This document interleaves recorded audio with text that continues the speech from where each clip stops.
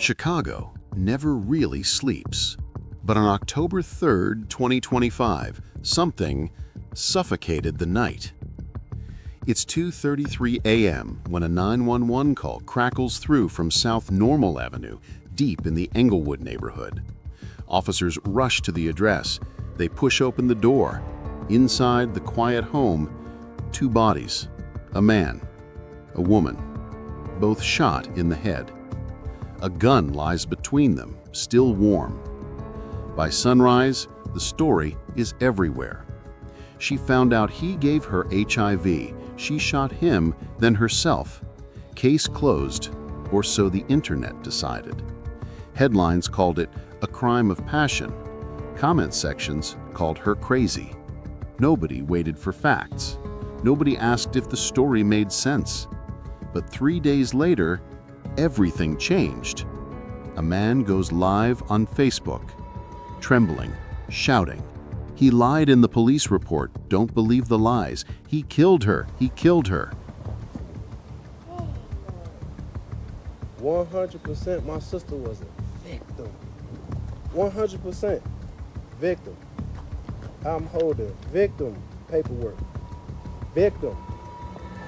That man, Daniel, was her brother. And what he revealed flipped the entire case upside down. Because the truth, buried under shame, secrecy, and social media, was darker than anyone imagined. A woman betrayed, a man hiding a deadly secret, and a system too quick to believe the worst about her. So what really happened that night? Why did the world blame the wrong person? And what happens when the truth finally speaks, but too late? Stay with us, because this isn't just a story about love and lies. It's about how the internet can turn a victim into a villain overnight, and how one brother refused to let the world forget who his sister truly was. This is the story of Dewanda Dagen and the fight to reclaim her truth from the noise, the stigma, and the silence. Welcome to the Inside the Crime Mind.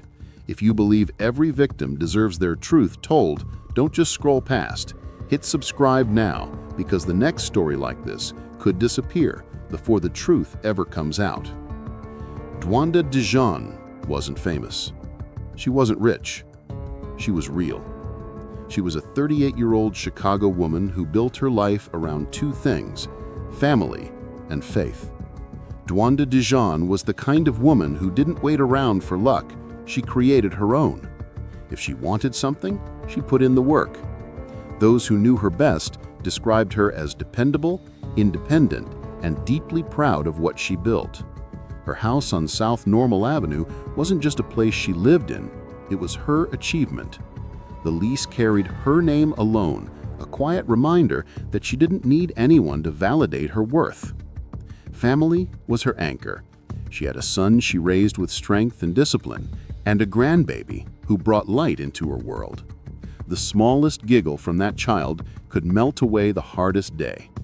Her brother Daniel was her constant, the one she could call at any hour and know he'd answer. And then there was Erica, her best friend and confidant, who stood by her through laughter, gossip, and plans that filled their weekends. They even had a lunch date set for Sunday, October 6th, a day that would never come. For 5 years, Dewanda shared her life with a man named Noon. Together, they looked like a stable couple, sharing meals, responsibilities, and plans for the future. To outsiders, they appeared devoted, a man in a long-term relationship. But behind closed doors, things weren't as stable as they looked. Those close to Dewanda would later say she began noticing signs: late nights, secretive phone calls, unexplained disappearances. It was the kind of behavior that eats away at trust, little by little. And when she started digging for answers, she found more than infidelity. What she uncovered wasn't just emotional betrayal, it was something that would forever alter the course of both their lives. By the time the truth came to light, everything Dewanda had worked for, her peace, her health, her safety, had already been put at risk. And within days, the home she once filled with love and laughter would become the scene of an unthinkable tragedy. It began the way so many heartbreaks do, with a single buzz. A phone lighting up on the table, screen unlocked, one new message. Maybe Dewanda wasn't searching for anything that day. Maybe it was pure chance. But what she found inside that phone shattered her world. At first, it was just one message, a name she didn't recognize, a conversation that felt too familiar, then another and another. As she scrolled, the pieces started to connect. Pictures, flirtatious texts, promises made to other women, lies layered on top of lies. It wasn't a slip-up or a one-time mistake. It was a whole other life, a secret life running parallel to the one he built with her. But then came the discovery that turned betrayal into horror. Among the photos and messages were medical documents, test results. 3 words that made her blood run cold. HIV positive. The date on the report proved it. Noon had known for a long time, and he hadn't told her. The next day, Dewanda went to a clinic. She sat in that sterile waiting room, her heart pounding so loud she could barely hear her name called. She prayed, not for revenge, not for answers, but for mercy, for one miracle that would make it all untrue. But when the results came, her worst fear was confirmed. Positive. The man she had loved, trusted, and cared for, the man who slept under her roof, had stolen her future with his silence. Soon after, she made that Facebook post, the one about sexually transmitted diseases, HIV, hepatitis C, BV, AIDS. It seemed random to most people, a strange outburst online. But it wasn't random. It was a cry from someone drowning quietly, trying to speak her truth without saying it directly. Her close friends noticed the change. Dewanda wasn't her usual self. The laughter was gone from her voice. When Erica called, her tone was distant, drained. It was as if she was trapped between fury and heartbreak, unsure what to do next. Would she confront him? Would she leave? Would she expose him publicly for what he'd done? No one knows what her plan was. What's clear is that by Thursday, October 2nd, the last full day she would ever live, the tension in that small Englewood house had reached its breaking point. 2 people under one roof, and both knew the secret was out. Erica thought they'd meet that Sunday, lunch, shopping, laughter. She had no idea that her best friend wouldn't make it to the weekend. Whatever words were exchanged in those final hours, whether they were calm or explosive, no one alive can tell us now. But one thing is certain. What began as a secret on a phone would end in tragedy before dawn. It was just after 2:30 a.m. on October 3rd, 2025. A still Chicago night. No warnings, no alarm. In a home on the 6600 block of South Normal Boulevard, Englewood, side of Chicago, something shattered the silence. Neighbors later recalled nothing dramatic. No shouting, no crashing glass. Just the shots. Just the silence that followed. When police arrived, the scene was horrifying in its quietness. They found 2 people, a woman and a man, each shot in the head. They were already dead on the spot. A handgun lay between them. The weapon would become the pivot of the morning's narratives, the moral arcs people would bend, the whispers of finger-pointing. Investigators initially treated it as a classic murder-suicide scene. She shot him, then she turned a gun on herself. It fit the profile they saw so many times before. But you and I know better than to take the first assumption as the final truth. The room whispered clues. Furniture slightly askew. A phone lying face down on the floor. A single chair knocked over. No chaos, but the chaos was in the question. Why this happened? Who pulled the trigger? By dawn, the media had built the story. Woman kills man, then ends it all in Chicago's Englewood neighborhood. Another account wrote, Dewanda Dagen kills boyfriend Noonie Cat Thurman before taking owned life in Chicago's Englewood neighborhood. Another account wrote, "Girl, you got the whole boyfriend fuck up about this sit, 'cause what the frick, girl?" Another one wrote, "I'm not praying for a soul until I found out what happened." That's the version most people consumed. Social media piled on. Comments flew. Verdicts were passed. Without seeing the blood spatter, without reading the forensic notes, just judgment. But something didn't add up. Stay with us, because the truth is darker than we see. Once the bodies were removed, the real work began. Behind dash tape, behind closed doors. For the detectives, the story started not with assumptions, but with details. Piecing the timeline. They traced phone records, texts, call logs. Who spoke to whom, when. Investigators would also turn to medical records, but those were sealed, private, only accessible by court orders. They needed proof, not hearsay. Piece by piece, a timeline was built. Forensics hold the truth. In that house, they dusted for fingerprints. They tested for gunshot residue on hands, on arms, on clothing. They examined bullet trajectory and entry angles. These details could tell them who was closer, who fired first, from where, against what posture. They mapped blood spatter. They looked for defense wounds. They noticed what was missing, signs of struggle, signs someone else being there. This was the terrain where assumptions fail. Then the autopsy results began to surface. Narrative reconstruction, stippling patterns, gunshot residue patterns, angle of the wounds. They didn't fit the neat story. They said one thing. The initial assumption might be wrong. It looked like the shots were fired at ranges and angles inconsistent with a self-inflicted wound. It looked like one person was targeted first. It looked like the one assumed to be the aggressor, Dewanda, was the victim. Gone were the easy motives. Gone was the symmetry. If you're still watching, you need to know how wrong everyone was. Subscribe now. Don't be one of those who judges before the truth arrives. In courtrooms across the country, we speak of justice. Verdicts, sentences, trials. But sometimes, justice doesn't come with a gavel. Sometimes it comes in quiet truths.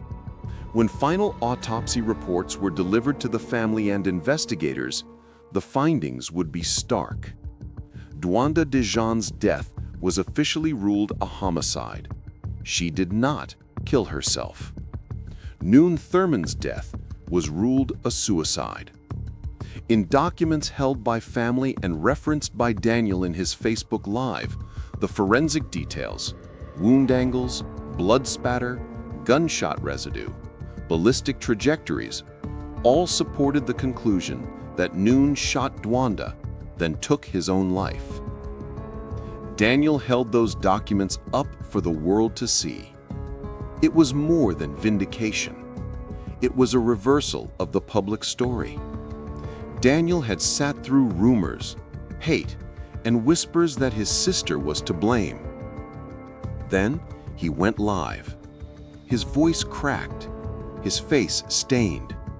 In trembling hands, he held the official report. Man, y'all know goddamn well I was coming. I was coming.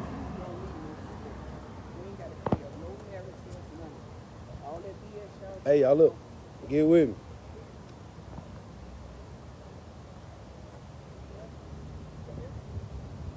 Get with me. 100% my sister was a victim. 100% victim. I'm holding victim paperwork. Victim. My little sister would have called her brother. No matter what. If she chose to do whatever, she'd have called me first. I'm here right now. I just had to do one of the hardest things in my motherfucking life. Roll right here. I ain't respond to y'all no playing? false narratives. I ain't say nothing. I let say them nothing. post, make No. videos, and right now today, guess what I get? To both families, we took an L. But that shit y'all put out there, oh, she looked in his phone and she snapped and he went out the coward way. My sister was too raw. Why would she kill herself to make the envious people of her happy? She too raw for that. I can only be strong. Indeed. Because I had to shake my head and nod my head and say, that's my sister. That's her. Just Everybody that know me personally know the only reason I'm mad. But I can't, it is what it is. I ain't We gonna good though. But So, clear that up. can Clear all y'all that up. please She ain't keep my did none of family in that. y'all prayers, but more so my mama, my sisters, my nephew. We here right now. We got all I'm paperwork, straight. everything. I did what She ain't did shot or did nothing. victim. She Look at was this the shit, victim. bro. Look at this shit, bro. This shit say Survivors. Look, watch Victim. this. Victim. This shit She was say the victim. victim. Where my damn thing is so I can flip the bitch. Flip it. Oh, I can't flip it. Victim. 100% victim. Victim. Not suicide, murder, Just had to suicide, all that. identify my baby. I had to identify my baby. She can't call her brother. They took that shit. Make sure they post this. Post this. Cause when it was on y'all to say it was us, it was cool. It was cool. And I'm still not mad. I'm mad because I can't do shit. And she still look good. Still killing motherfuckers. He didn't hurt that pretty face. See what I'm saying? I can't even cry no more. I'm happy. I'm so motherfucking happy. Y'all know where I'm gonna be at. Pull up. We at Abby's. You know what? Matter of fact, you know what? We gonna cook. We gonna be at my sister's house. See what I'm saying? Like Her house. her house. Her house. With her name on it and everything she on, all that shit that they was saying. I hear crickets. I'm gonna miss my baby so much. But so much weight lifted off me right now.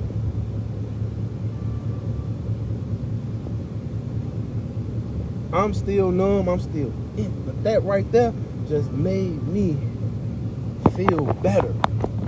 I can go hug my mama. She sent me.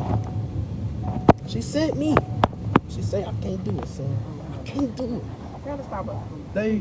They forced me to do the craziest, hardest shit of my life. I lost a homie in front of me. His brother became her best friend. That boy broke me down. I ain't mad no more.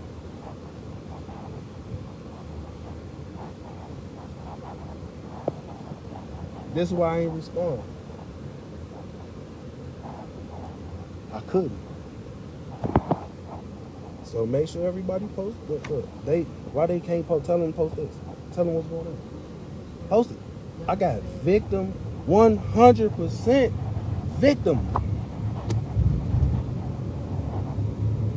Fellas, y'all ain't ready to deal with no boss bitch and you gonna be insecure and all kind of shit. Let that lady be.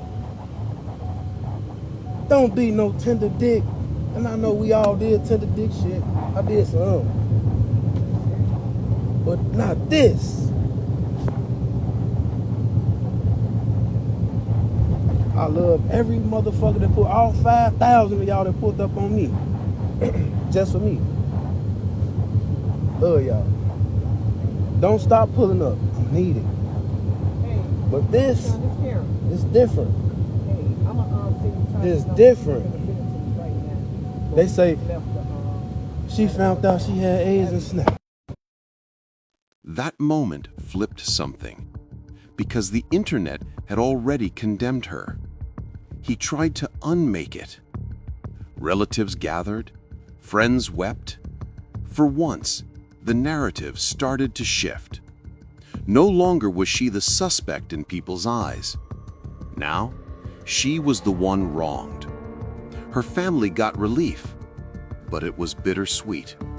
Because even as the records cleared her name, the damage was deep. Past days of reputation damage could not be erased. The community shifted, but not fast enough.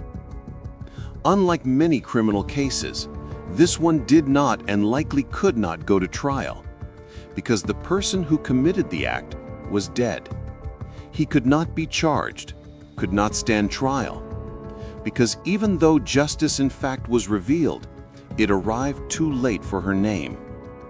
How many hearts had she lost before the truth? How many comments? How many memes?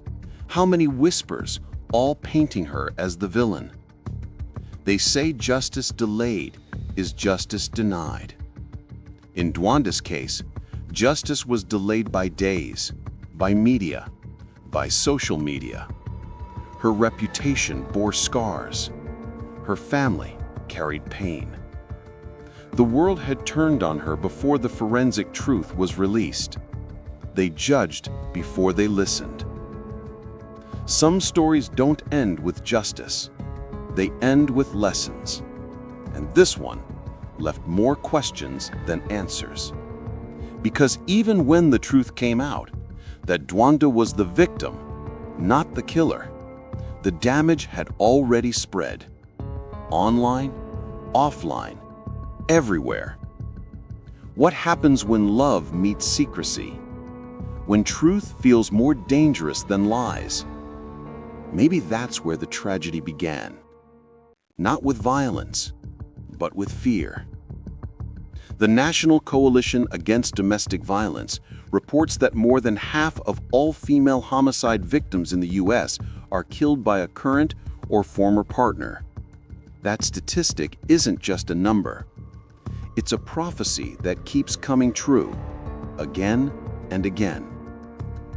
And one question that we still need to ask ourselves is, who bears responsibility after death? Who carries the blame now? The man who pulled the trigger? The system that moved too slowly? The online crowd that believed the first rumor? Maybe all of them, maybe none. Because truth doesn't heal wounds, it just exposes them. Every tragedy leaves a message, and this one, it's a warning to all of us. The next time we see a headline, a photo, a rumor, wait. Wait for evidence. Wait for facts. Because a single post can stain a name forever. Before you accuse, ask, what if I'm wrong? What if the victim can't speak anymore? Dewanda Dagen's truth came too late to save her. But maybe it can save someone else. If you've watched this far, it means you care about truth, justice, and the voices that can't speak anymore. Don't just feel something, do something. Subscribe, so the next Dewanda isn't forgotten before her truth is told.